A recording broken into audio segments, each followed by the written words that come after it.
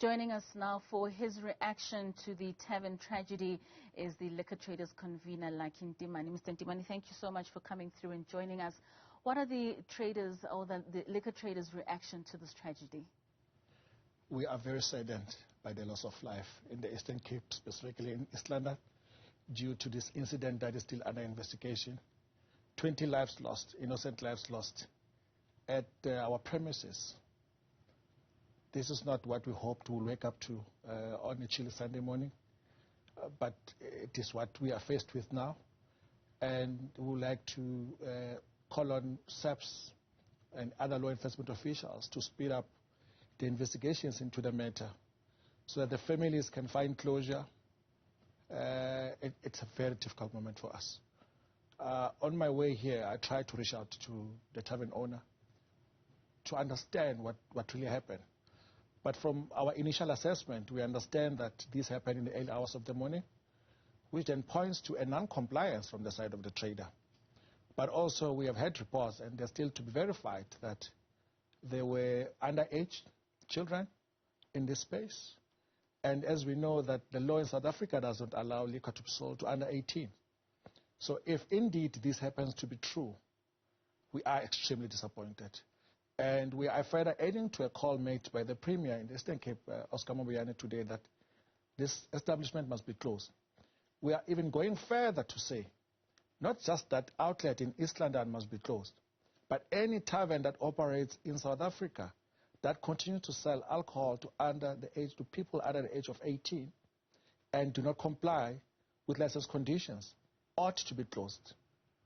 Now, we don't know the cause of death for the 20 young people, but the issue that has now been shone in the spotlight is the fact that there are so many township taverns that are operating within residential areas. Can you take us through what the rules are with regards to issuing of licenses to taverns in terms of where they are situated? I think taverns, by their very definition, is that these are township-based outlets selling alcohol. And a tavern, it means it's a licensed outlet that has a right to sell alcohol. There are various liquor regulations in the country because we have 9 different provinces, meaning we have 9 different liquor laws. So each and every province is able to come with its own laws that is suitable for the nuance of that specific province. So the issue that we have a lot of taverns in the country, I think it's a different conversation. But given the numbers that we have about 39,000 taverns in the country, servicing almost in a population of 60 million. We can argue that maybe over 80% of that is serviced by taverns. So the representation of taverns to the consumers is not as huge. And taverns can only operate in the township space because that's where our people are.